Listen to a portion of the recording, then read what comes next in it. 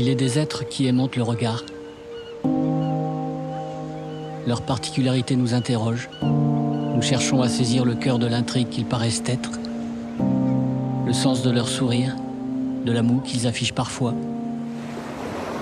la manière dont ils évitent un sujet, plongent un corps perdu vers tel autre, leur silence, leur œillade à la dérobée, cette façon dont ils vous fixent, leurs évitements, leur position ferme et assumée,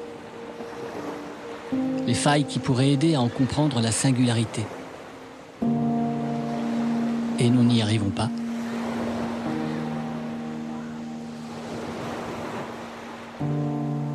Je ne suis pas parvenu, lors de ce séjour à Key West, à me faire une idée précise de qui était Françoise Sagan.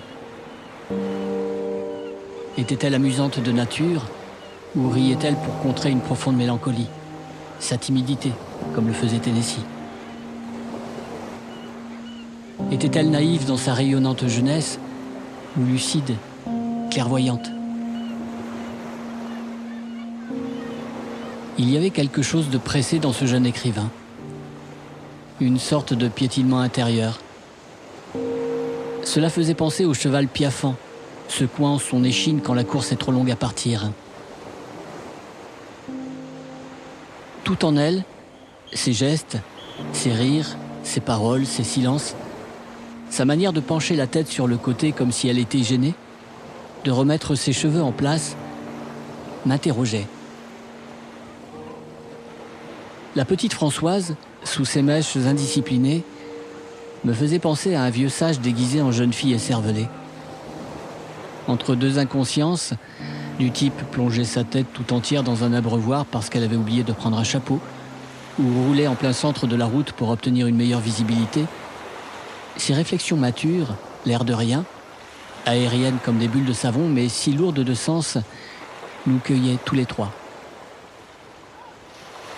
L'enfer n'existe pas, il est sur terre. Nous le créons chaque jour, avec nos soucis de gloire. Je me souviens particulièrement de celle-ci. Elle l'avait lancée au 5e ou 6e jour de son séjour à Quilly, alors qu'un chat venait de pénétrer dans la maison.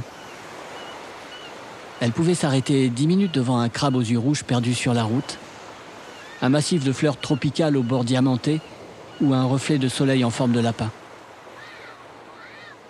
Avant elle, Carson, Ten et moi étions des fantômes. Aucun de nous n'allait bien. Carson, avec son bras presque mort et ses crises de tétanie terribles, Tennessee et ses calmants, pour soulager ses peurs, ses fortes migraines, son ulcère. Moi, je fatiguais à les soutenir, à essayer de leur redonner le moral.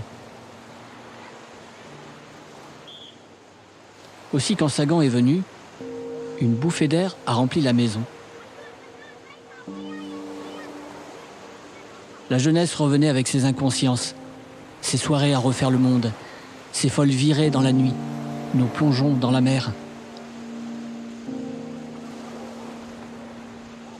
Il y aurait désormais un avant et un après François Sagan. Nous nous sommes tous les trois enrichis de sa spontanéité et de sa capacité à jouir du présent. Mes idées noires se sont volatilisées, celles de Carson aussi. Étonnés, nous en sommes convenus il y a peu de temps, Carson et moi. Vous savez, je l'ai presque tous les soirs au téléphone. Nous évitons d'évoquer Tennessee, mais nous nous souvenons de Françoise. Nous suivons sa carrière, nous nous envoyons les dernières photos d'elle publiées dans les journaux. Nous ne l'avons pas oubliée, voyez-vous.